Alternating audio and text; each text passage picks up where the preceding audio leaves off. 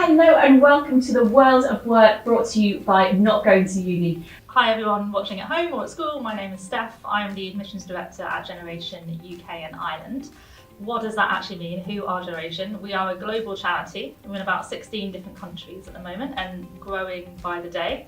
And we deliver online training programs that are specific to particular industries, and then we connect our learners to opportunities in the workplace to kind of get you into an incredible, sustainable, meaningful career afterwards. And we do that in a variety of different industries where we know there's lots of vacancies and that the industries are kind of booming at the same time.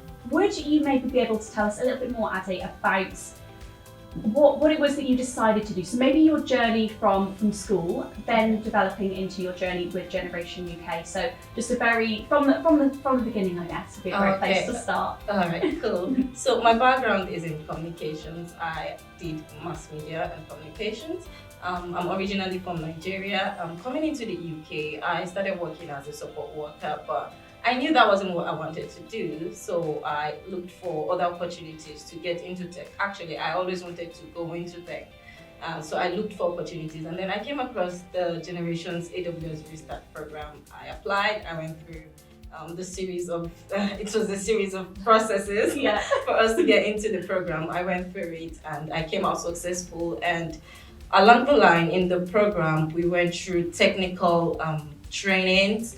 It was not just all about the technical trainings, I would say. It was about even mindset, growth mindset, employability trainings. It was like an all-round training for me. So I got into that program, and after the program, I did my certification. I became certified, and I started applying to jobs. And when I applied to the jobs, and I got an offer with Oracle. So that is the process. Yeah.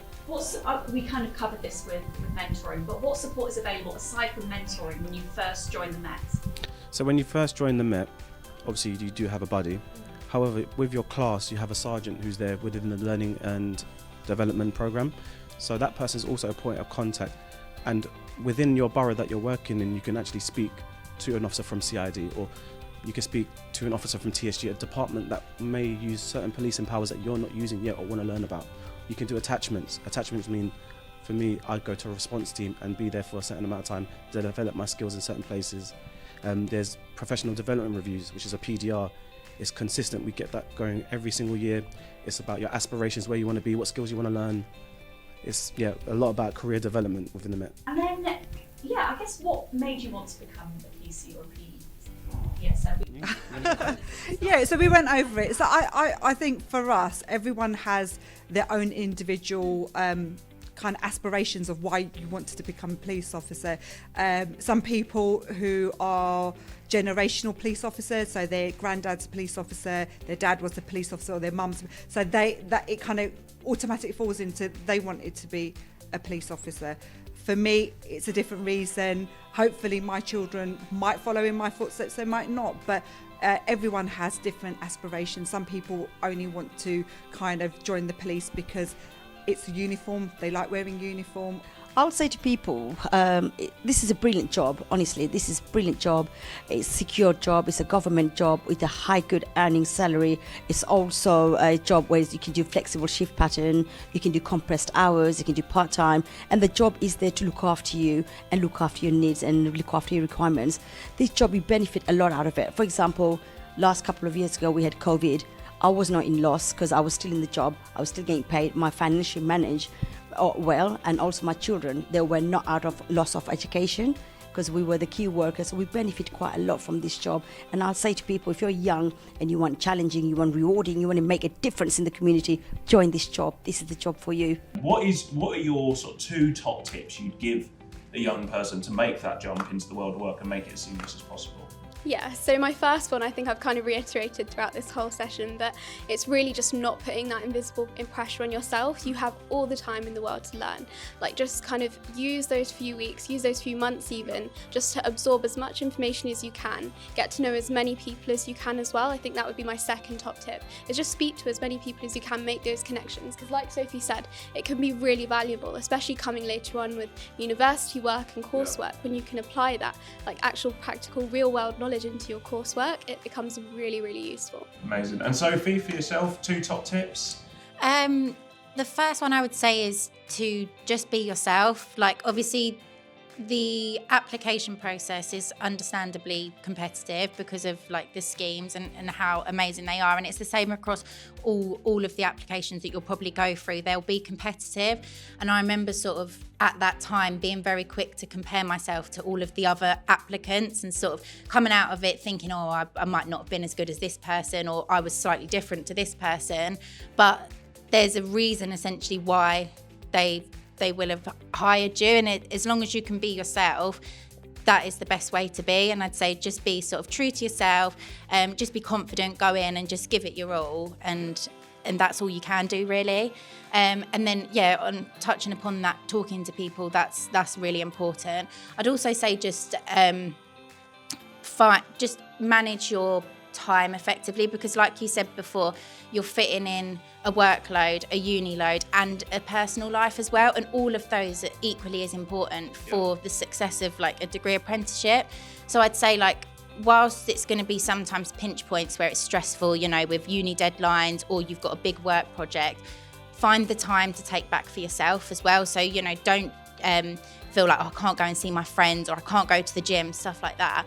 Really sit down and think about when you find you work best, get your work done, and then you've got that time to still have that personal life, because it's work-life balance is so important to get stuff like this done and done successfully. Where else have you travelled? Where have you been lucky enough to go on your... There's not many places really I haven't been.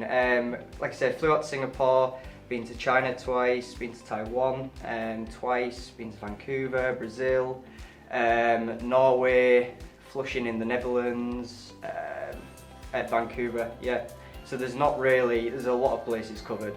Japan I signed off in as well, so loads of places. And prior to COVID, you know, we could get shore leave in all these countries, but just recently because of COVID, that's not been possible. However, now, you know, different countries are all starting to lift their requirements. You can start to get shore leave again, and that's definitely gives you such a huge break when you are when you have been on the vessel for say a month. You know, you can go off for a few hours, come back to the ship, do your work, and if you want to go away, you know, back on shore again, you can.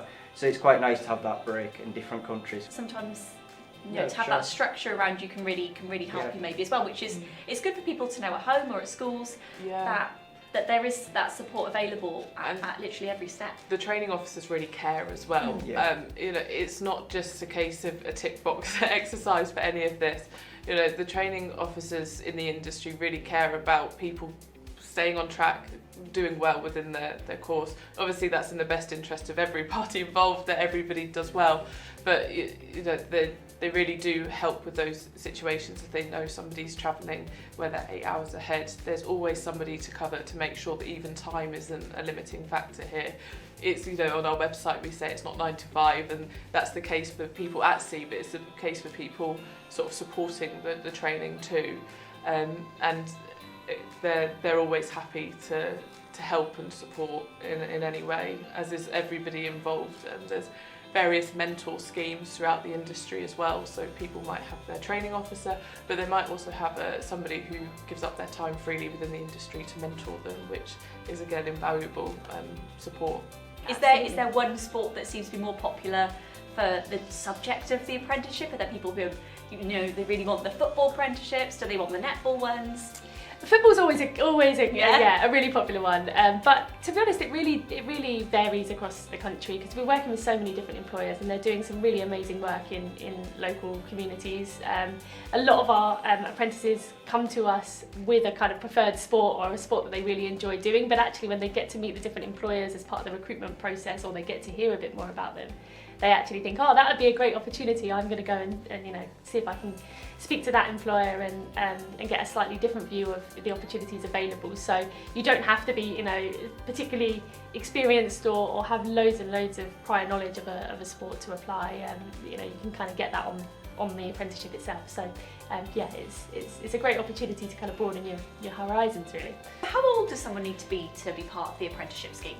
So you have to be 16 when you start the apprenticeship. And we don't really have an upper age limit, but we work generally with people up to around 24, 25 on the apprenticeships that we run. But yeah, you have to be 16, you can't be in full-time education or employment in order to access the particular apprenticeships that we're offering. But if you fit that criteria and you're interested, as I say, go on to the different platforms and have a look at the different roles that we're promoting or that are live at that point in time, and you can find out a bit more about what the specific employers are offering as well, and then you'll get a bit more of a sense of how the apprenticeship works for that particular organisation and what your day-to-day would look like.